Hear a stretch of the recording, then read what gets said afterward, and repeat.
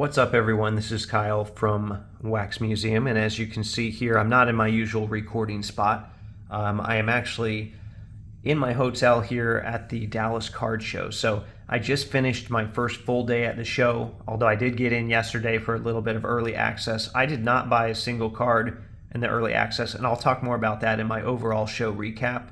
But I just finished my first full day, and I wanted to make a video of my top 5 value box digs because I did get a chance to do quite a bit of digging today, and I found some pretty cool things. And you can see in the background, this unfortunately was not a value box dig. That will be talked about in a future video, but that's something I've been searching for over a year now, and I have one, and I got one today. So it's been a very exciting, crazy day. But anyway, let's just talk about the value box digs in this video. I'm going to try and split things up because I just feel like I have so much stuff. So I'm going to go in order from, I think, my worst one to my best one.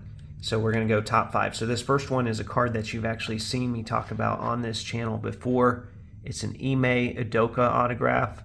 If you don't recognize that name, he's the head coach of the Boston Celtics right now. He didn't have a lot of autographed stuff. I got this in a $5 value box, so not the greatest value. I mean, I'd much rather get it in a dollar box, but nonetheless, this is a $15 or $20 card. So anytime you can turn 5 into 15 or 20, you know, that's a win in my book. So and that adds up over a while. So number 4 is another example of that, and it's actually a card that I didn't recall seeing before, so I thought it might be kind of rare.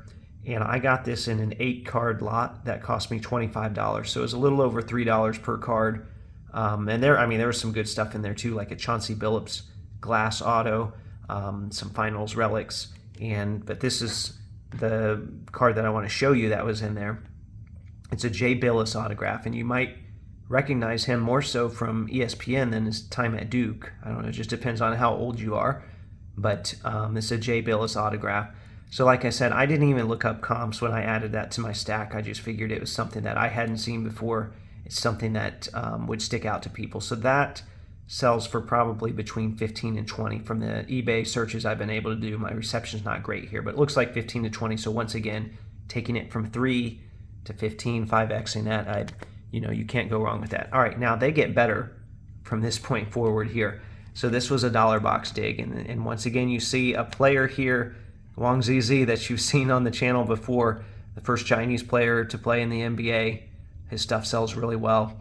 They actually paired him on this card with another Chinese player whose stuff sells well, by the way, who I haven't talked about before. And they paired the two of them on one card. So there are no sold listings on eBay right now. I think the lowest listed card for sale is $50. So let's say realistically, this might only be a $25 or $30 card. I don't know. There's a lot of them out there. There's $22.49, so a lot of them out there. But even if it's a $25 or $30 card, pulling that from a dollar box, very happy with that. And I actually pulled a better card from that dollar box. That's going to be my number 1 card, so I'm not going to mention it just yet. Number 2, which I didn't think I would top today. Number 2 is a card that I pulled out of a value box in the hallway before I even got in the show today. It is a Paul Pierce Player Showcase Legacy card, numbered to 99. You can see I might have it upside down here, kind of at a tough angle, 61 of 99. So anyway, I got this for $10. $10 for this card, and it is probably, I asked a couple people, I was thinking maybe 150 range. One of my friends said, more realistically, probably $100 range. I'm not going to argue 150 or 100. I'm happy either way getting that from a $10 box. That is how I started my day today, and there were a lot of crazy good things that happened today. So that was, I guess, a sign of things to come. Here we go, and it's still in the same nasty top loader from that dollar box. This is a Barry Bonds 1999 Prism Red Retail Parallel. Now, these are not serial numbered anywhere on the card. I've seen a print run estimate online of these being, I've heard 123. However, the baseball people I've talked to said they feel like it's maybe closer to 25 per player. So there isn't any definitive information out here on it other than the fact that just people don't see them.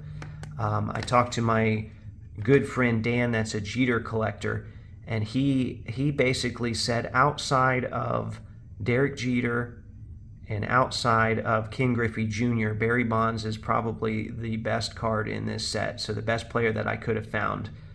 Finding a red prism in general is super tough, so finding a Barry Bonds was super exciting. I don't know if it will sell for more than the Paul Pierce, because a Nomar Garciaparra just sold for like $62, so I don't know if it will sell for more. To me, this is a greater find. Number one, because it was $1, but number two, these are just so tough to find and you never see them.